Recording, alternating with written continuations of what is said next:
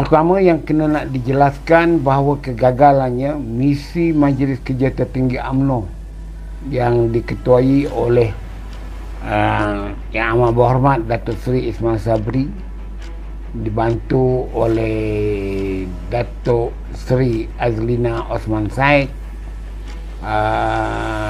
Datuk Seri Dahlan Abdul Rahman Dahlan, Setiausaha Agong UMNO, Setiausaha Agong Barisan Nasional, dengan pihak kepimpinan UMNO Negeri Melaka yang 6 orang itu. Dan perjumpaan itu pada awalnya adalah perjumpaan permulaan untuk menjelaskan ataupun mendapat input dari ketua-ketua UMNO bahagian Melaka bagi tujuan perundingan dengan pihak Parti Bersatu PBM dan PAS yang mana dalam Perikatan Nasional. Jadi dalam perjumpaan itu kabarnya ke-6 mereka itu telah menolak untuk memberi ruang kepada PBBM atau Parti Bersatu bertanding, tapi nampaknya longgar sedikit dengan PAS. Oleh itu, keputusan pada perbincangan itu dipahamkan tidak mencapai kejayaan, tapi perlu untuk pusingan kedua. Tapi sebelum pusingan kedua, satu sidang media telah dibuat oleh UMNO Melaka yang mana menolak secara terus terang bekerjasama dengan PBM yang ada 2 kursi di Dewan Undangan Negeri waktu menubuhkan kerajaan campuran, iaitu Paya Rumput dan Teluk Mas, yang menjadikan kerajaan UMNO dapat ditubuhkan apabila juga disokong oleh seorang daripada DAP yang keluar daripada DAP, jadi menjadikan 3. Jadi dengan 13 yang ada pada UMNO, maka menjadikan 16 mencukupi untuk menubuhkan kerajaan negeri Melaka di bawah kepimpinan Barisan Nasional dan Perikatan Nasional. Dari itu, perbincangan kali kedua telah tidak dapat dilakukan kerana sudah pun dibuat kenyataan secara terbuka. Sepatutnya bagi ruang dulu untuk pihak Majlis Kerja Tertinggi UMNO yang diketuai oleh Yang Amat Berhormat Datuk Ismail Sabri berunding dengan pihak PBM dan juga PAS. Tapi pihak UMNO Melaka telah membuat kenyataan menolaknya, maka dengan sendirinya jawatan kuasa itu tidak boleh lagi berfungsi. Jadi tidak ada lagi lah perundingan antara UMNO dan Parti Bersatu dan juga PAS.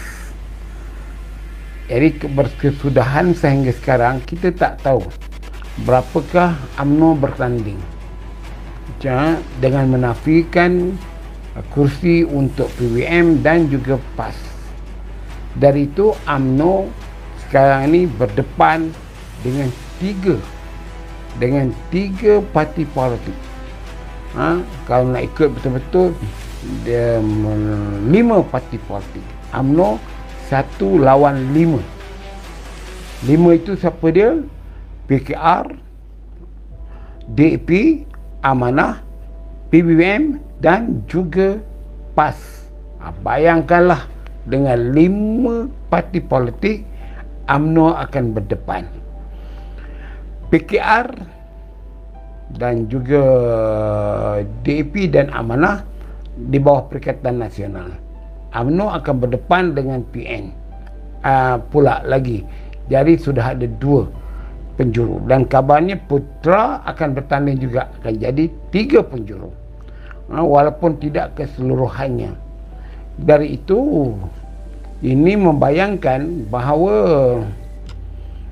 tidak begitu keyakinan untuk UMNO menang dalam kedudukan 17 kursi yang dimimpikan untuk menang, kerana perpecahan-perpecahan itu. Walaupun penambahan pengundi, maka ini menyukarkan untuk UMNO mengkaji akan kedudukan atau aliran pengundi ini. Jadi ini tuan-tuan kena faham. Kita pun tahu bahawa penambahan pengundi di negeri Melaka itu agak besar juga, iaitu di kalangan mereka sama ada yang melepasi umur 21 tahun ataupun baru mendaftar dan diberikan hak untuk mengundi pada 20 bulan November ini. Jadi tuan-tuan dan perempuan semua, kalau berlaku yang demikian, UMNO ini, kata seorang profesor sains politik, dia dah ada pengundi tetap dia. Yang berpecah itu parti pembangkang. Masalahnya sekarang yang tidak dikaji oleh pensyarah sains politik itu, bahawa mereka ini akan melihat parti pembangkang yang mana yang kuat, yang boleh menubuhkan kerajaan.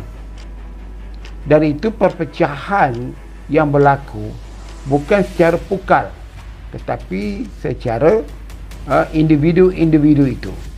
Katakanlah UMNO berdepan dengan Bersatu dengan Perikatan Nasional.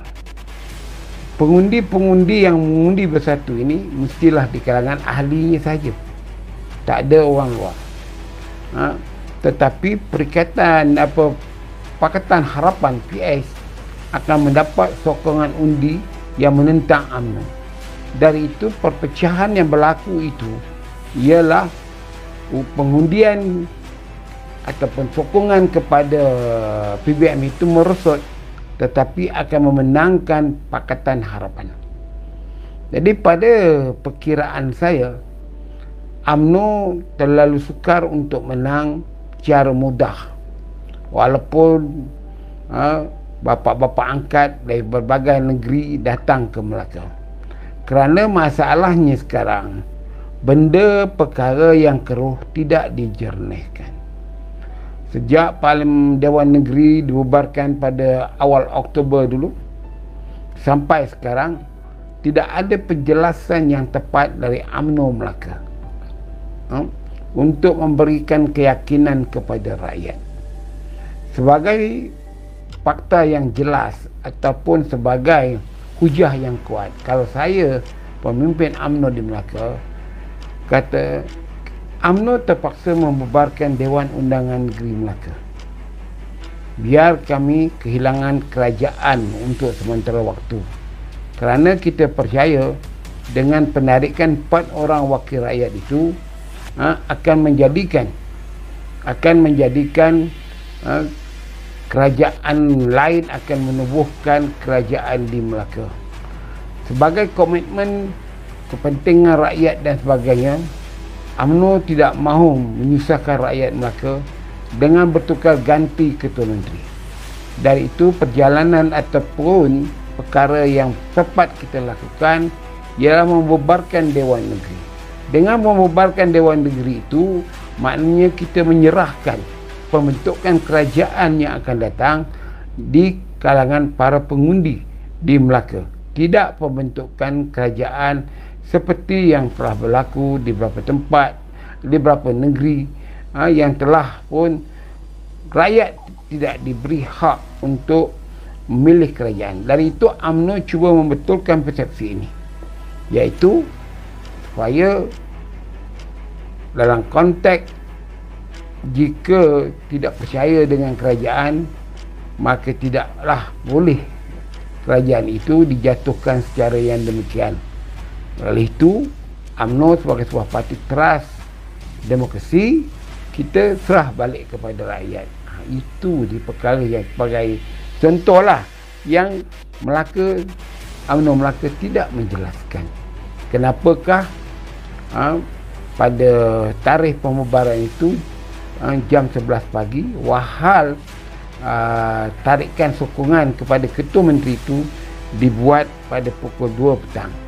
Dan itulah yang menjadi confuse rakyat Melaka sekarang. Tetapi saya rasa rakyat Melaka akan menerima secara terbuka jika ada penjelasan daripada UMNO Melaka atau Barisan Nasional Melaka.